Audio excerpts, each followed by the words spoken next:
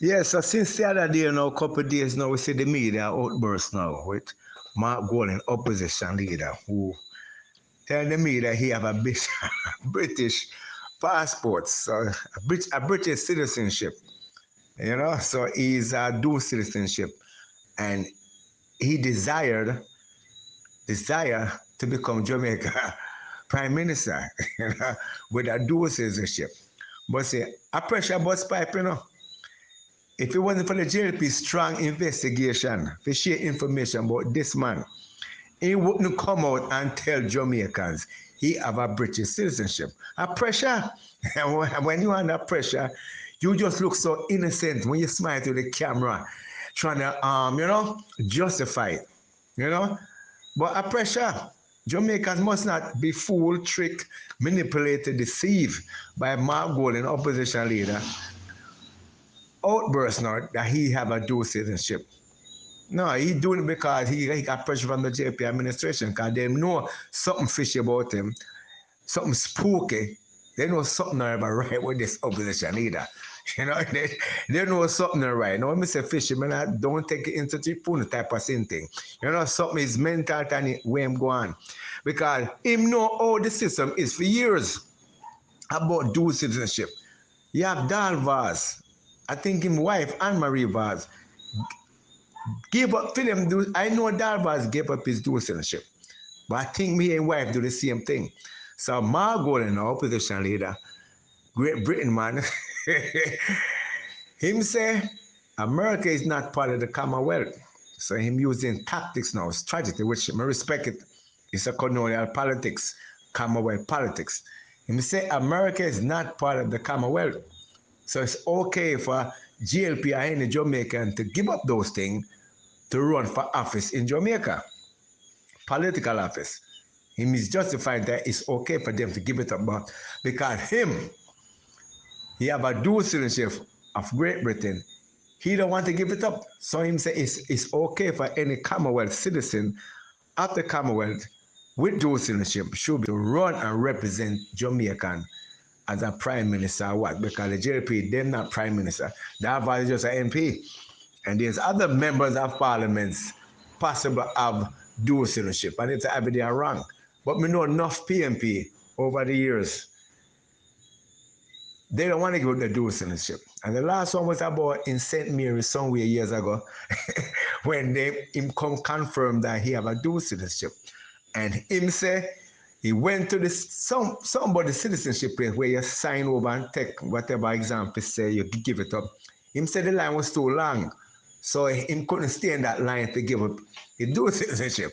So Dalva said, okay, so you want the people who are going to vote in that by-election to stand in line for hours to vote for you to put you in a parliament, and yet him couldn't and refused to go in a long line to give up his dual citizenship. Now, I don't know if the line where you sign when politicians go give it up is a long line. I don't know. I don't believe it's a long line. Anyway, so that PNP opposition, him lose, him drop out of the race. So the JLP just kept the seat. Yeah, but back to Mr. Mark Golan now, yeah. He want to justify because he don't want to give it up. And he know the system's there. And he make it look so innocent, big smile, because the PNP delegate them put him as opposition leader.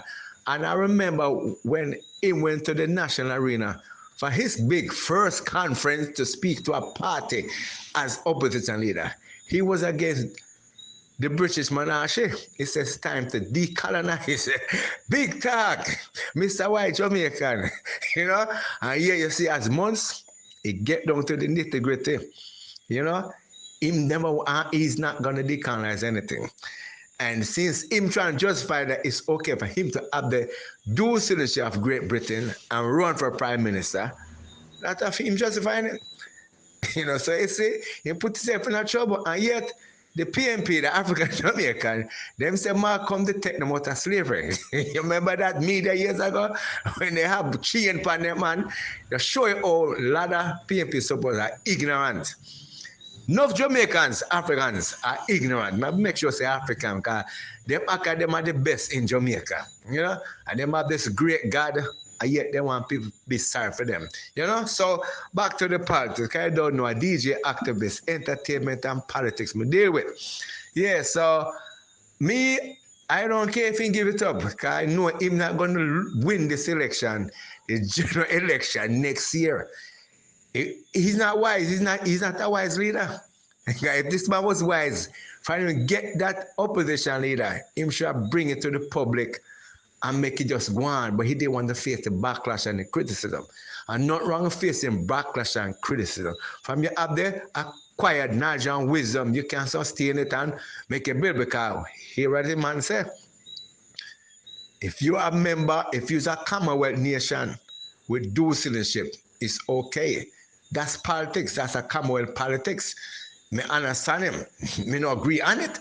I don't think majority of Jamaican even we agree on it. But I have to hear what the man said. He may justify him using tactics to save himself. But I don't think it's going to save him. But that's between him and his workplace, where the JLP members and PNP members work, get them big money a month time. You know what I say? So we don't know G added the militant for DJ, activists, entertainment and politics me deal with. Under the reformed constitution, it cannot be that the president of the country can simply be the person who the prime minister chooses to put in place.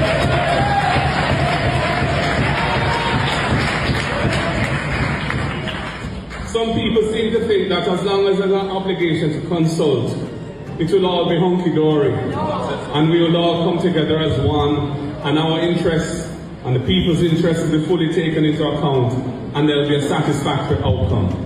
Our experience shows us otherwise. We have objected cogently in reasoned, written discourse to the Prime Minister as to why past suggested appointments or reappointments are not supported by us, and those have been ignored at times. With something as important as the presidency of the country, the president is going to have an important role in a number of areas, even though it is not an executive presidency that Jamaica is embarking on at this time. And I say at this time, because this is not the end of the story of constitutional reform. This is, as far as I'm concerned, a preliminary step, because we are all agreed that time comes to have a Jamaican head of state as a mature democracy.